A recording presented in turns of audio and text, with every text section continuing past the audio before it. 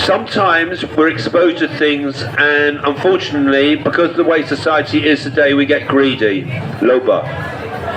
Because there's something inside us which says, I want a little bit more, I want a little bit more, just a little bit more of this, a little bit more of that.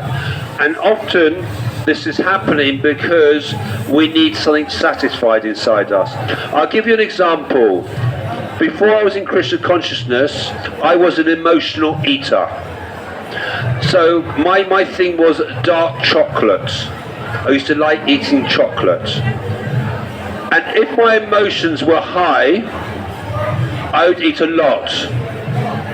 I could eat one of those giant bars all in one evening because my emotions needed satisfying. I felt like I would get a kick out of it, and I was getting a kick out of it, but I was getting a kick out of it, but it was of no value because you just want more and more and more. And this is the sad, sad thing about society. Society has got us to this point where we can't find this happiness, so we feel we need something more. I'll give you an example. Your best friend buys a mobile phone, the first thing in our mind is, oh, maybe I like another mobile phone as well. And this is the sort of thing that happens, is we want, we need, we don't ever seem to be satisfied with what we have. We live in a very, what I call, disposable society. We throw things away. Let's have the newest one and the newest one and the newest one. Whether it's a new iPhone or a new Android phone, whether it's a new clothing, you've got a nice Hugo top there, but I'm sure you, after 2 or 3 times of wearing it, you get bored of it and think, oh, maybe I'll get another new top now, yes? And this is what happens with us. Lord Chaitanya, he's trying to teach us things.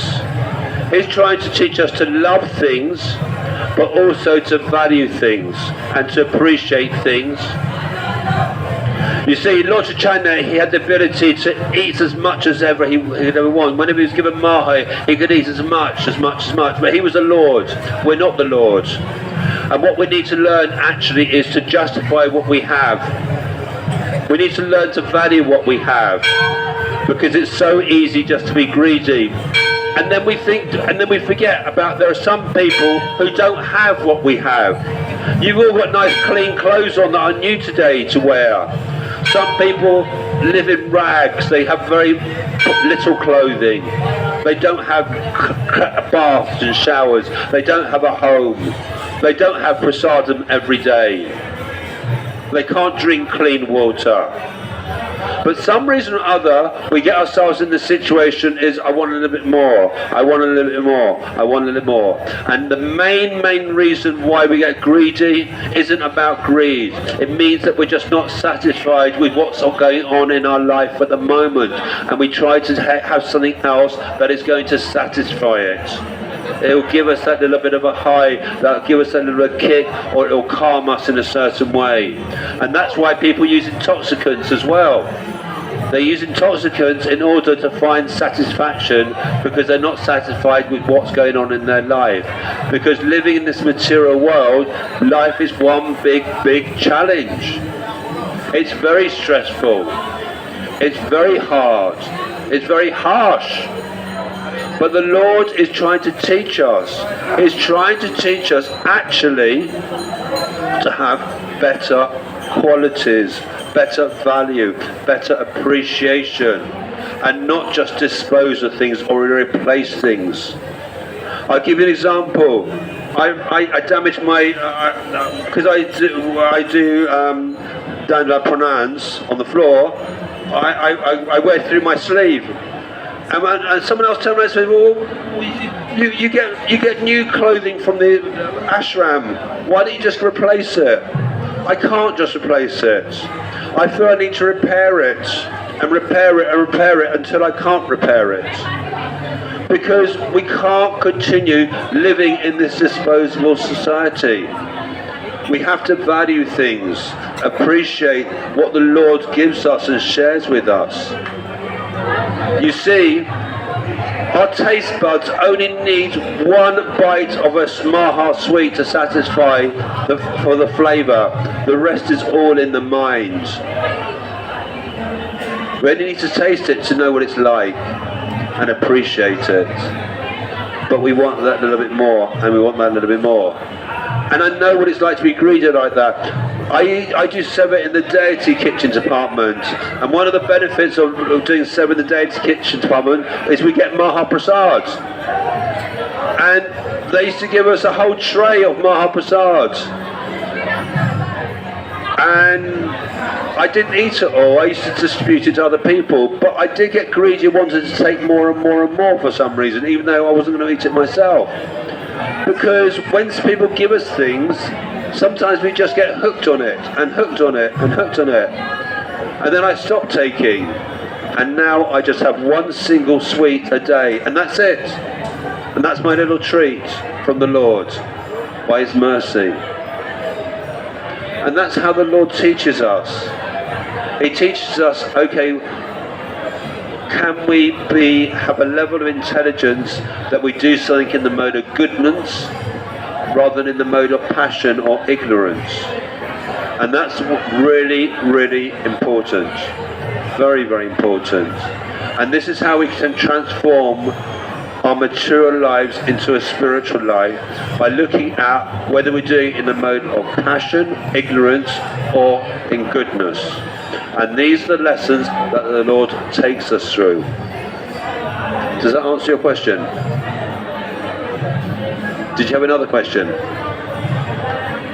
My question is that I know that I am in mode of passion. Yes. So how do you change your mode of passion? Okay, so you're taking the prasadam in the mode of passion. You can't decide, I'm not going to take any more prasadam like that. It doesn't work like that, because you'll get angst inside you, you'll get irritated, you'll get frustrated. But what happens is, when we start to serve the Lord even deeper than we are at the moment, certain things start to change, and all of a sudden you'll wake up one day and you'll start to do it differently. You'll start to realise, do you know what? I don't need all this prasadam. I'll just have this little bit, or a smaller amount. Not because you're planning to do it that way, it's because it's by the Lord's arrangement. Everything is by the Lord's arrangement. And He's trying to teach you. He's given you a challenge at the moment, Prabhu. Your challenge is how to overcome lobha. And He won't let you finish this lesson until He feels you've learnt it. So how do we learn the lessons? Let me ask you a question. Why do you chant, Prabhu? Why? Because I believe in our acharyas, and I can experience that what they say are to, like, about my mind, about my illness, like jara, vyadhi, mrityu. I am serious about that, and vikar. So you chant because you take guidance from our acharyas, yes? But when you chant, do you do it to feel more relaxed, more meditative, to learn something, to have protection? Do you tend to do it for those reasons? I chant because I have read Acharya's notes, so I chant for Lord's Prem. For Lord's Prem. So you chant for the Lord's Prem. Okay. This is where we need to start to look at your chanting in a very different way. You see, by expecting or asking the Lord to give us Krishna Prem when we chant His name, is all about me, give me something, come on Lord, please, I need you to give me something more and more and more. But as we discovered in this conversation, in the previous conversation, the Lord gives us so much everything in our lives that actually we need to chant for a different reason. What we need to do is to learn to chant not for ourselves, out of gratitude for the Lord. To chant for the Lord. And if we chant for the Lord rather than ourselves, then you'll be serving the Lord rather than serving ourselves. What does the Maha Mantra mean? Do you know? O Lord of all energy, how may I serve you? How may I serve you? And the moment we start to do something for the Lord from our heart, out of love, rather than wanting something from the Lord, then he starts to transform us. And then our minds start to work differently. Our thoughts start to work differently. Our words, our hearing, our sight. All our senses start to work differently, and then we start to learn our lessons even more, because now we start to do something for the Lord rather than for ourselves. And this is going to help you to get through your lessons, Prabhu. I sit here every day, not because the Lord tells me to do it, not because the Lord gives me any Lakshmi, not because the authorities tell me to do this. I do this out of love for the Lord. That's the only motive, to express love towards the Lord and to serve his devotees. And that's it. I don't look for any personal gain or personal gratification. I just come here each day to share a few moments with you and with other devotees. And they're not even my words, they're the Lord's words. They're not mine. I don't own anything. Nothing belongs to me. Everything is the Lord. Because he gives us so much. And the moment we start to surrender and appreciate and show gratitude and just give him, share love. He doesn't need our love, by the way, but he appreciates our love when he hears our love. And this is going to help you to transform yourself and help you through your lessons, Prabhu. Hare Krishna, Krishna Krishna, Hare Hare. Hare Rama, Rama Rama, Hare Hare. I want to just do something with you, Prabhu. I'd like you just to open up the Bhagavad Gita on any page. What page number, Kitna? 170. 176. 176. Chapter 3. Karma Yoga. 176. Verse 32 or 33? First or second verse on the page? First verse. So, Bhagavad Gita as it is, as translated by Srila Prabhupada, the Lord has opened up this page for you for a reason. But those who, out of envy, disregard these teachings and do not follow them regularly are to be considered bereft of all knowledge, befooled and ruined in their endeavours for perfection. So the Lord has given you some lessons today. He's given you some instructions today. And you've got two choices. As it says in this verse, you can either disregard the teachings or take note of his teachings, and by taking note of his teachings, he will give you all the knowledge and help you to endeavour for perfection. Is that not beautiful? And this is why this book isn't just a book. This is your handbook to your life. You have the Lord in your hand in word form. And it's beautiful. As I was saying before, it's no different, it's non-different to the Lord in the temple. He's just in stone form there, this is in word form. And just like chanting his name is in mantra.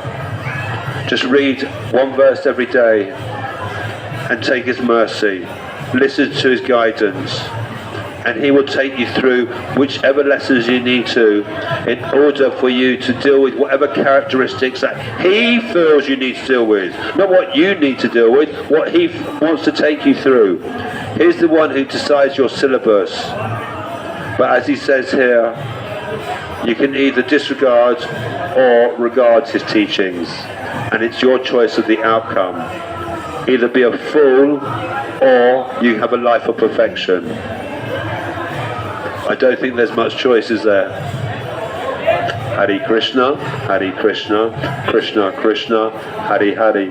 Hare Rama, Rama Rama, Hare Hare.